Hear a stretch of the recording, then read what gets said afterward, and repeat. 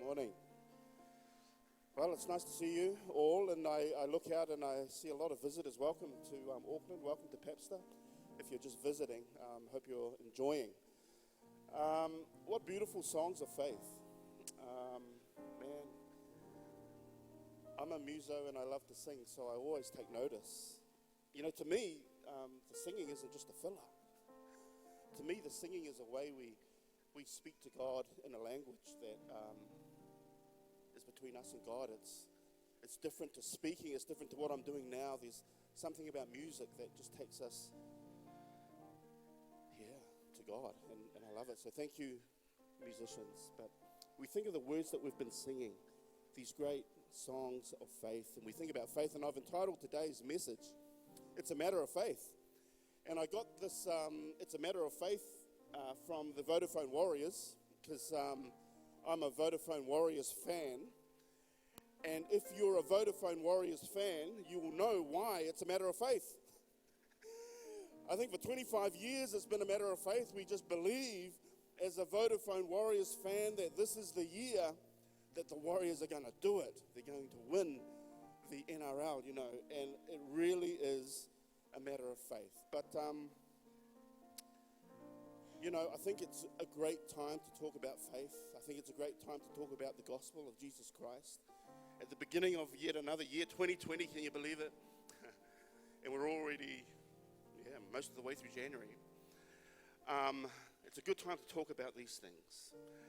And last week we had a video of one of my favorite speakers, Ty Gibson, talking about the gospel of Jesus Christ, and the way that he was phrasing it was this idea of righteousness by faith. And I loved how he presented this theology of righteousness by faith. And if you were here last week, you may recall he referred to the objective gospel, the objectivity of the gospel. So righteousness by faith is this idea that there is this objective gospel. The good news of the gospel is objective. Now, when we say this, when we use this term objective, we're basically saying it's good news because it's already happened without you. Actually, you weren't physically there. You didn't make it happen. It happened without you. And one of my favorite objective gospel verses is this one. It's found in Colossians 1, verse 19 and 20. And it says this: "For God in all his fullness was pleased to live in Christ." And I want you to notice the tense. Are we talking future? Are we talking present? Or are we talking past? Do you know what I mean? The language is past tense. It's all happened. For God in all his fullness was pleased, past tense, to live in Christ. And through him, God reconciled everything to himself. When? In the past. He made peace with everything in heaven and on earth by means of Christ's blood on the cross. That's an objective good news. The good thing about good news, it's only good news if it's already happened. Did you know that? I can't come and say to you, I have good news. It hasn't happened yet, but it's good news. You would say to me, well, how is it good news? It hasn't happened.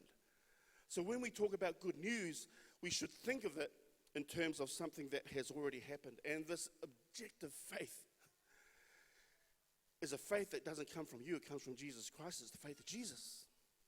So we are saved through faith, not of our faith, but of Jesus' faith, through a good news that we had nothing to do with, but we're definitely involved in. But we don't have time to discuss all that. I just wanted to present to you this idea of the objective facts of the gospel. It's something that happened at the cross. Where it gets hard, does anybody struggle with faith? Does anybody have a faith that goes like this? No one. You don't need to be here. I'm sure we all do. We all struggle with faith, and the tension is here. There's an objective faith of Jesus Christ that was given to us as a gift. But then we have a subjective experience. And what I mean by this is that we experience based on our beliefs, based on what we were taught, based on how we do life with others. All our experiences are different. And there's always this tension between the objective facts of the gospel and the subjective experience of my life. We're like, yeah, I know. I know what the word says. I know what Colossians says. I know what Corinthians says, that it's mine, that it was done, that it's a done deal. I don't have to stress. But in my day-to-day life, I have so much stress. And sometimes I project what happens in my life onto God, thereby affecting my faith experience. So this morning, I want to share with you 3 stories from the Bible about people for whom the subjectivity of faith was a reality. And as you listen to these stories, my hope is that you'll be encouraged, that you won't give up on being a person of faith, that on one hand you'll know that the faith of Jesus Christ saved you more than 2,000 years ago, but on the other hand you'll also know that there is this subjective experience that we all go through and that we don't give up. So I hope this morning is an encouraging message for you. Just to illustrate the point, if I could, I would have bought $100 for each and every one of you. So I think there's probably maybe over 200 people, maybe around 200 people in the room right now. So I would have loved to have bought $2,000 with me as a demonstration. And if I was able to do that, like I literally looked at my bank account and I just went, no. But if I was able to do that, I would stand up here this morning and I would say, I have $100 for every single one of you. It's yours. If you don't come and take it, it's still yours. How would you be? Well, I'd like to posit that there would be 3 different reactions maybe. First, there would be a reaction that Jesus called little faith. I think there would be some of us who would go, what's the what? What's the catch? Nobody just gives away $100 for nothing. What's the catch? How many people would be that? I don't know. What's the catch? There's something fishy going on here. I don't even know this guy, Karl Saifoloi. I have no idea who he is. You get the picture? Your subjective experience of faith is based on what you know about the person giving the gift. So if you don't know me, you'd be very sketchy. You'd be like, I think I'll just wait and see what happens. See what other people do. And the Bible calls this little faith. But then if my grandies were here, I'm a papa. If you don't know me, you probably think, no jokes. But I am. I have 5 grandkids and I love them to death. If they were here and I held up $100, they would be the first to come and grab it. You know why? They know me. They know me. They know that Papa is a giver, that Papa can't help himself. They know, as a matter of fact, they wouldn't be waiting for me to offer. They'd be running up to me and saying, Papa, can I have some money? They do this all the time. And when they do this, I say, and I think to myself, man, this is really bad. If I give them money, how are they going to grow up? They're going to get spoiled. If I give them money, it's going to make it hard for their parents. I'm sure their parents are trying to parent them so that they don't get everything that they want. And so my answer to them is always, sure, I'll give you money. Because I can't help it. And my grandkids know it. We're at Kaiwi Lakes just for a few days. And my little granddaughter, Eden, she's, how old is she, Maxine? I think she's 2, almost 3, yeah. She has this, she's developed this thing where she, I don't want to say steals, but she takes chips, packets of chips and cookies, and she hides them under her bed. She stores them. I think she's a saver. That's what she is. She's not a stealer, she's a saver. And she just stores them. And the other thing that she does, she knows Mum and Dad will not open the packet of chips for her. Well, I didn't know this. And I was down at the lake, and she came with a big packet of chips. And she went, Papa. And I thought, of course. And I opened them. And little did I know, Mum and Dad were watching, and they were just shaking their head, But she knows me. So she would come straight away. That's another type of faith, where you know the giver. The last type of faith I want to deal with this morning is another type of faith that I want to call participating faith. So we've had little faith, we've had great faith that we've just talked about. And this last type of faith I want to talk about is participating faith, where I'm in here giving away $100, but if you have participating faith, you probably wouldn't even be in here. You'd be out there giving away $100. You know what I mean? It's that type of faith where you just know you can give away because you're going to be provided for. You just know. And so you're not even in here. You're out there giving away $100. And we call that participating faith. Another way of talking about that is resting faith, where you know that you know that you know, and you just don't worry about a thing. And I want to talk about that type of faith this morning as well. But first of all, there's always a trajectory with God. He's always going somewhere, and he's always going somewhere with your experience of faith. And what I want you to know is, as you hear these stories and you place yourself in these stories, that you don't sit there wishing and feeling discouraged that you don't have participating faith or that you don't have great faith, that I'm just a person of little faith. I hope what comes out of these stories is that it doesn't matter where you are, because God is taking you somewhere. He's taking all of us somewhere. There's always a trajectory. So the first story I'd like to share with you is the story of Peter walking on the water. And it's a classic human narrative. Many of us know the story. Many of us don't know the story. So just very quickly, the story of Peter walking on the water is found in the book of Matthew. The same stories are found in the book of Luke and in the book of John, but they don't mention Peter walking on the water. Only Matthew mentions Peter walking on the water. Why? Well, I don't know why, but I think it's because Matthew was a very human writer. He was very human in the way that he approached the gospel. He's the guy that put all the genealogies in there. You know, he's very human. He's very much about the subjective experience of walking with Christ. And so the story of Peter walking on the water, I think if Peter did a Myers-Briggs test, I don't know if you've ever done those personality tests where you find out what you are. I think Peter would have come out as an adventurer. Adventurers are fiercely independent, unpredictable, easily stressed, get angry, have a short temper. They're very competitive and they struggle with a fluctuating self-esteem. Anybody here like that? And Peter is this guy, and we love Peter because we go, yeah, we get that. The story is told in the Gospel of Matthew. It's after Jesus finished feeding 5,000 people, and Jesus says to the disciples, hey, look, why don't you guys go home via the lake, and I'm just going to go up into the hills, and I'm going to meditate, and I'm going to pray, which is something I was trying to do before 5,000 people came along. But anyway, they came, I fed them. Now I want to go and pray. You guys do that. And so the disciples row out to the lake, and a big storm comes up. Big storm. And these guys are freaking out. Jesus sees them from where he is praying in the hills, and he walks on the water towards them. That would be freaky.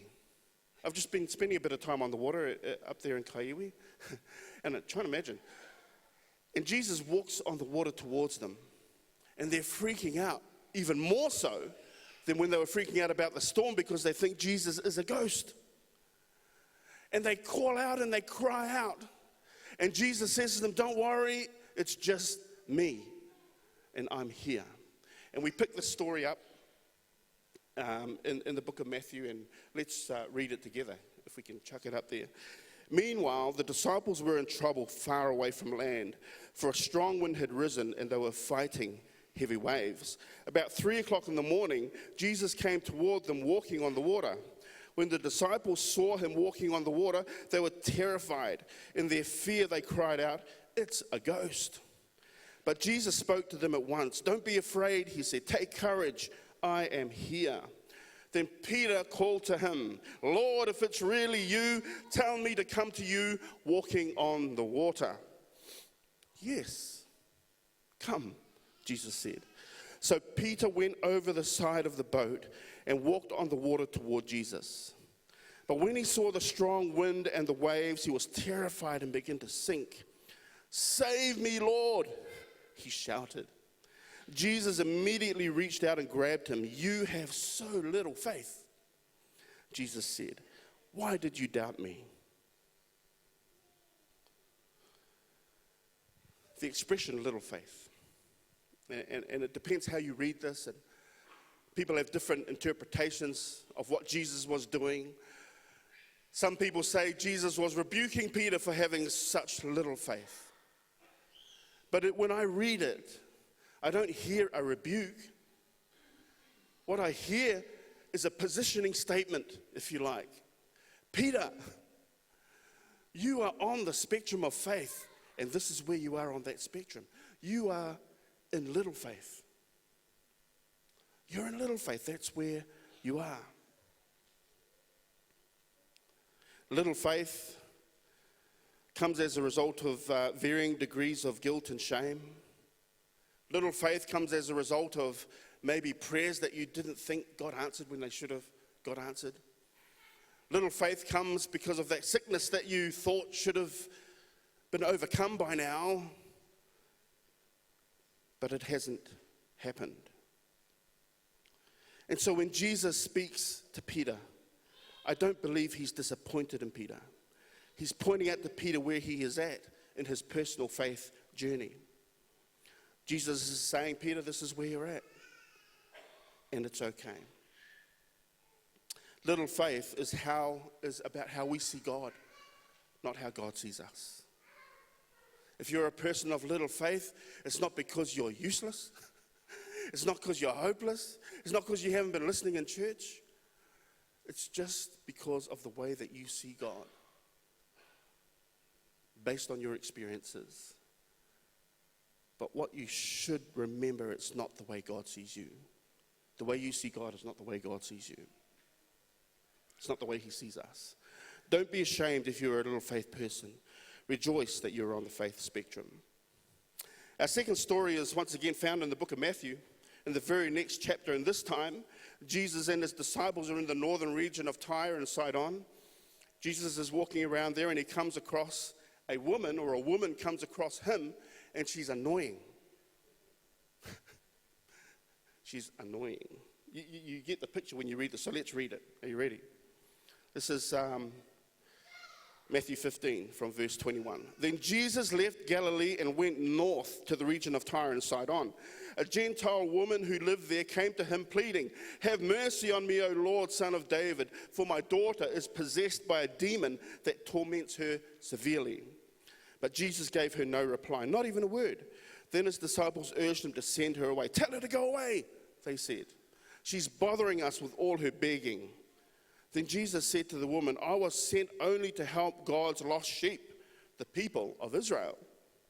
But she came and worshipped him, pleading again, "Lord, help me." Jesus responded, "It isn't right to take food from the children and throw it to the dogs." Wow.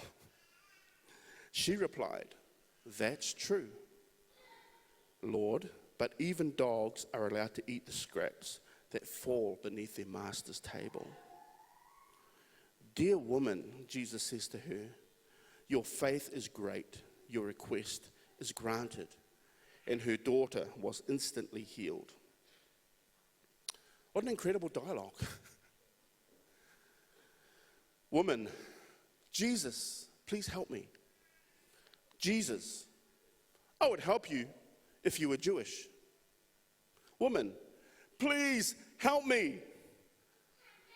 Jesus, helping you would be like taking bread meant for my children and throwing it to a dog like you. Can you imagine somebody saying that to you? Or saying that to anybody? Woman, yes, but even dogs get to eat the crumbs that fall from the table. Jesus, man, you have great faith. Sometimes our experiences with God aren't great. Sometimes our knowledge of God, or what we thought we knew about God, isn't great. Sometimes you graduate from Asda or South Auckland Primary and you go to a state school and the things that you thought you knew about God get challenged at university. person of great faith has the ability to lean on their experiences with God when their knowledge of God is being tested. And they have the ability to lean on their knowledge of God when they forget about their experiences with God. When you experience great faith, it's because you are listening to what you know from your knowledge of God and from your experience with God, not what you feel. A person of great faith is guided by what they know, not by what they feel. I'll say it again. A person of great faith is guided by what they know, not by what they feel. Our final story comes from Genesis chapter 22, and this is an amazing story. It's a great demonstration of participating faith, this level of faith, participating faith. And it reads like this. Genesis chapter 2. Sometime later, God tested Abraham's faith. Abraham, God called. Yes, he replied, here I am. Take your son, your only son, yes, Isaac, whom you love so much, and go to the land of Moriah. Go and sacrifice him as a burnt offering on one of the mountains which I will show you. Anybody here have a son or a kid? You know? My son Caleb has just had a son, and he's the firstborn of Caleb. And I love all my grandkids, but this kid is special because he will carry the name Saifoloi. You know, I don't know why I think that's so important, but for some reason it is. But there's a kid that carries the name, and Isaac was this kid. Isaac was the kid of promise. And here God is saying to Abraham, I want you to take this kid of promise, take him up a mountain, and I want you to sacrifice him. Now, sacrificing children was not unheard of thing back in the day, back in ancient times. You express your faith in the gods, the highest, when you gave the highest sacrifice. And so this was not unheard of. And here God is asking Abraham to do this. And it goes on. The next morning, Abraham got up early. He saddled his donkey and took 2 of his servants with him, along with his son Isaac. Then he chopped wood for a fire for a burnt offering and set out for the place God had told him about. On the 3rd day of their journey, Abraham looked up and saw the place in the distance. Stay here with the donkey, Abraham told the servants. The boy and I will travel a little farther. We will worship there, and then we will come right back. So Abraham placed the wood for the burnt offering on Isaac's shoulders, while he himself carried the fire and the knife. As the 2 of them walked on together, Isaac turned to Abraham and said, Father. You know, it's got the question, Father. Yes, my son, Abraham replied. We have the fire and the wood, the boy said, but where is the sheep for the burnt offering? God will provide a sheep for the burnt offering, my son, Abraham answered. And they both walked on together. When they arrived at the place where God had told him to go, Abraham built an altar and arranged the wood on it. Then he tied his son Isaac and laid him on the altar on top of the wood. And Abraham picked up the knife to kill his son as a sacrifice. At that moment, the angel of the Lord called to him from heaven, Abraham, Abraham. Yes, Abraham replied, here I am. Don't lay a hand on the boy, the angel said. Do not hurt him in any way, for now I know that you truly fear God. You have not withheld from me even your son, your only son. Then Abraham looked up and saw a ram caught by its horns in a thicket. So he took the ram and sacrificed it as a burnt offering in the place of his son. Abraham named the place Yahweh-Yireh, which means the Lord will provide.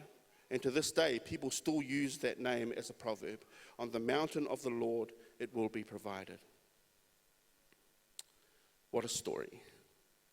Participatory faith is this type of faith where you're just dying to engage with God and do what he's doing. Participatory faith is that faith, and Peter showed a bit of it when he was walking on the water. You know, some commentators say that when Peter walked on the water, it was all pride. You know, he wanted to show off to the other 11 fellas in the boat. Watch me, look at me. But I don't know about that.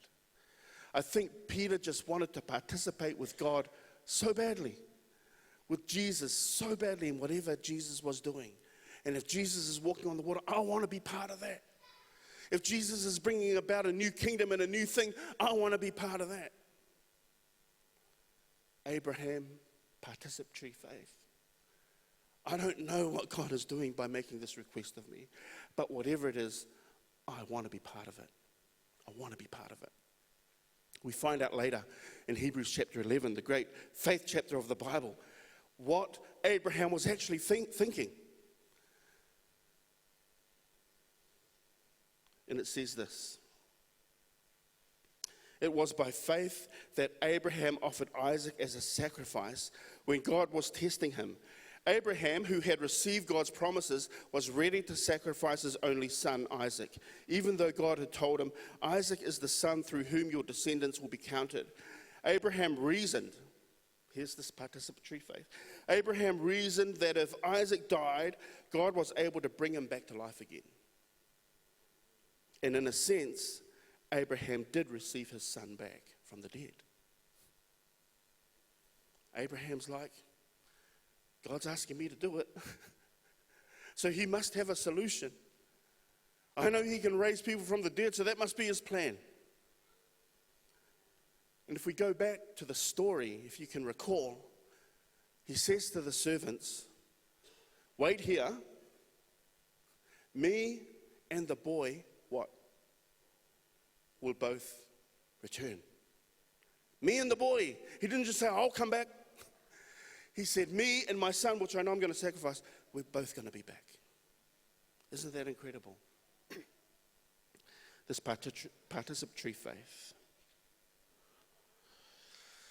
In conclusion, I believe the human experience of faith is something that is never static. It's always moving, it's always changing, it's always developing. Some days we find ourselves like we wake up and we feel like warriors of God, you know. And other mornings we wake up and we feel like the Vodafone warriors. It's a bit different. And sometimes we have a great faith, and sometimes we're screaming out to God.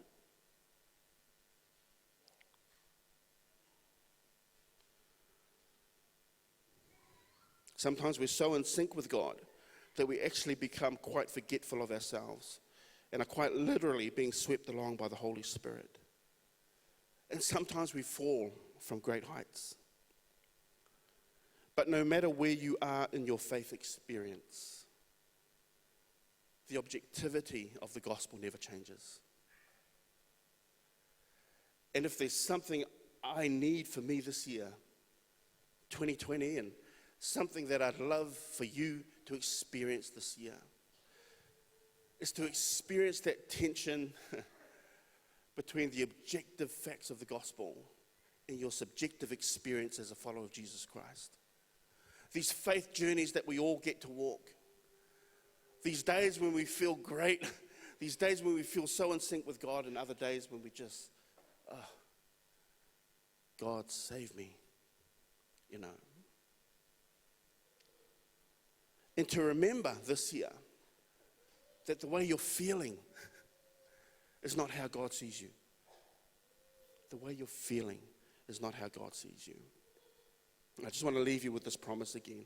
For God in all his fullness was pleased to live in Christ, and through him God reconciled everything to himself. He made peace with everything in heaven and on earth by means of Christ's blood on the cross. People ask me when I was saved. Sometimes I ask people when they were saved, and they give me a baptism date.